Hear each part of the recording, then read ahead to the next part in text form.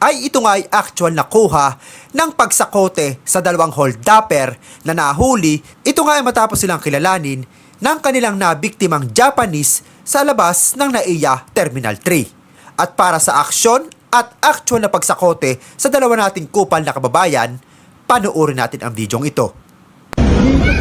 Nakilala namin yung Richard Mendoza. Richard Mendoza? Richard Santos. So, ang sinasabi nito sa pakikipag-usap niya, Richard Mendoza raw. Pero ang sinasabi nitong isang mataba na medyo may dilaw sa cap, Richard Santos yung driver siya. Richard Santos daw ang pangalan ng driver niya, hindi raw Richard Mendoza. Siya? This one?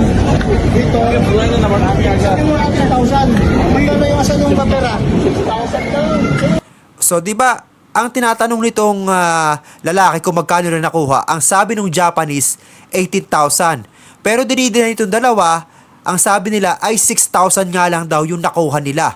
Dito tayo, dito tayo. Doon. So, yan, no? Pinapunta sila sa may gilid. Asa yung pera? Asa yung pera? Saan? 1,000. So, ayun, no? Kitang-kita yung pera nilabas. So, huling-huli itong dalawang kumag na to na sila yung mga holdupper dito sa may NAIA. So, kung makikita nyo, pinakita nyo doon sa Japanese at itong isang ito ay parang pulis. Tingnan natin kung anong gagawin niya. Sige. Yun. Di ba? Huli ka. Oh, may dumating pang isa. So, yan. Huli kayo. Sige. Tayo na kaya. So yan kasi yung mga iba nating kababayan talagang ginagamit yung kanilang mga talent sa pang-hold up. Buti na nga lahat nakilala tong mga to. 'Di ba? Kung hindi nahuli tong mga to, marami pa tong mabibiktima, lalong-lalo na diyan sa NAIA Terminal 3. Talamak yata ang hold upan diyan sa may NAIA Terminal 3 kasi sunod-sunod nga yung mga naging insidente dito mga nakaraang araw. Buti na nga lang at nakakilala tong mga to, di ko alam kung paano sila napapunta rito ulit at paano sila na-interrogate dito ng mga pulis. Mabuti at hindi nakatakas itong mga kubag na to. So yan, magpaliwanag kayo sa kulungan at mag-enjoy kayo kasama ng ibang kawatan.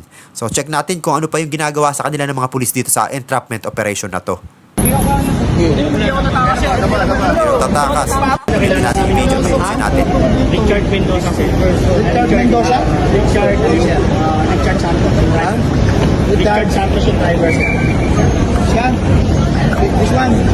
Dito? Buwan na naman namin yan. 1,000. Magkano yung asa nung 6,000 papera? daw. 6,000 lang. Oh, 6,000 lang daw. Doon.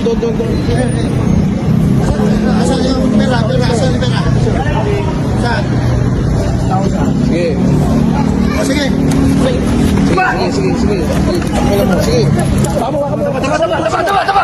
Tama. Sige. Tayo na kaya. Hindi ako natakas yan. Hindi ako natakas. Hindi mo rin talaga masisisi yung ibang bansa kung bakit natatakot silang magpadala ng mga tao or mga turista, hindi masyadong i-encourage sa pumunta sa Pilipinas dahil nga sa mga ganitong nangyayari sa loob ng ating bansa. So hindi natin masasabi na madalas nga nangyayari yung mga ganito, pero syempre kapag na-post nga ito or nakita ito lalong-lalo na ng mga ibang lahi sa social media, lalo na kung madalas sila mag-travel sa iba't ibang bansa at nakita nila ito, ay magiging red flag na nga ito pagdating sa kanila at magdadalawang isip na nga silang pumunta sa Pilipinas. At malaki nga rin ang epekto nito lalo na sa turismo kasi nakakasira nga ng imahe itong mga kababayan nating mapagsamantala. Sana ay magtino na kayo sa kulungan.